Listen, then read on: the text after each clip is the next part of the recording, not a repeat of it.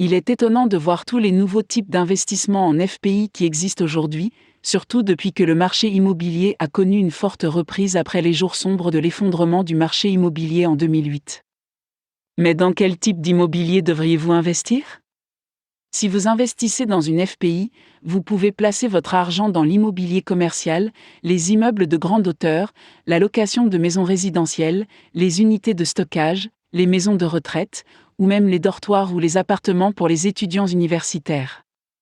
Parlons plutôt de ces derniers. Si vous comptez investir dans des appartements pour étudiants universitaires, vous devez également être conscient que la bulle du complexe industriel universitaire pourrait un jour éclater.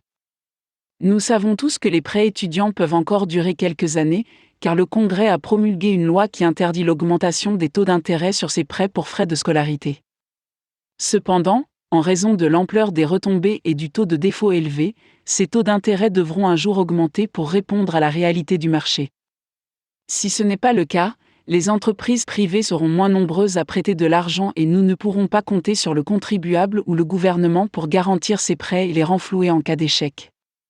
Si les étudiants ne peuvent pas continuer à obtenir des prêts pour payer les frais d'inscription à l'université, ils ne seront pas en mesure de payer les frais d'inscription, qui ne cessent d'augmenter, dont ils n'iront pas à l'école, donc il y aura trop d'appartements disponibles.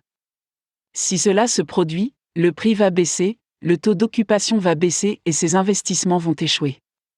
Cependant, si vous pouvez trouver une FPI pour appartements universitaires qui loue des appartements pour étudiants dans des universités où les frais de scolarité sont bas, alors les étudiants peuvent aller dans ces écoles sans avoir à contracter de prêts étudiants, et donc le taux d'occupation restera très élevé.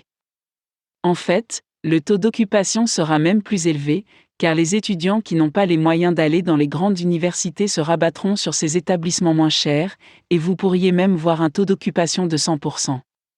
Enfin, un conseil, recherchez une FPI pour les appartements universitaires qui soit très efficace, où le coût de l'activité est plus faible, et peut-être dans des zones où l'immobilier n'est pas aussi cher, mais où la zone est construite et où il n'y a pas de changement majeur dans le plan directeur.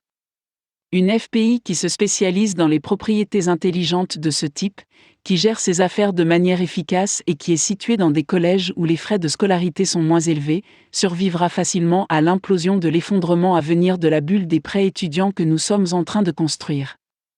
C'est du moins mon avis sur le sujet. Veuillez considérer tout cela et réfléchir. CYA, consultez toujours un planificateur financier certifié, un comptable et d'autres professionnels compétents avant de faire un investissement important.